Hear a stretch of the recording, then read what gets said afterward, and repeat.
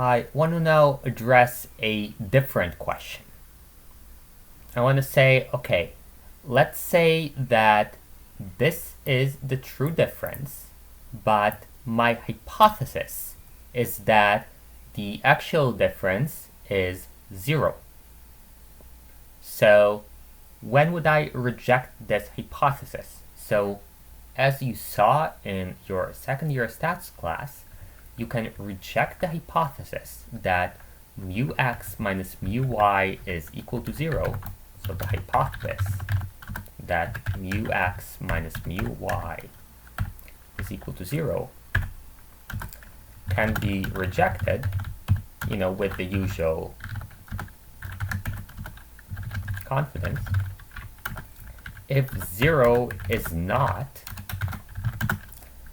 in the 95% CI for mu x minus mu y that you construct. So, okay, as it turns out, we already have a confidence interval that we've constructed. So now all that's left is to count up how many times out of the 1,000, for example, we will have rejected the hypothesis that the difference is 0. So, okay, let's define a new variable.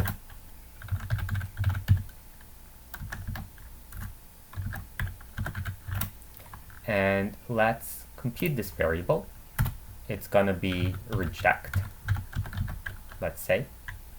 And this variable is gonna say, basically, is it the case that upper is smaller than 0 or lower is higher than 0? Let's call it rejected 0. And in both cases, if upper is smaller than 0 or lower is higher than 0, that means that 0 is not between upper and lower. So we can reject it. So, okay. Now we want to add it to 0 hyper-rejected, and we'll do it in the same way as before. So we'll say 0 hyper-rejected is 0 hyper-rejected, like that, and reject 0. Great, so now we can run the whole thing.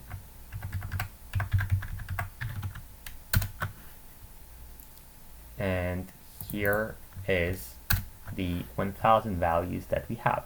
So as you can see, we have some falses and we have mostly trues. So let's compute this. So mean 0 hyper-rejected, that's gonna be 98. So you will note that this 98, it has nothing to do with the number 95. So to emphasize this point, let's make the difference smaller. So here the true mu y was 10.1, the true mu x was 9.5. Let's make them closer. Let's make this guy be 10.0, for example, and see what's the proportion of the time that we now reject the hypothesis that mu x is equal to mu y. Let's run this thing. And let's now compute the mean.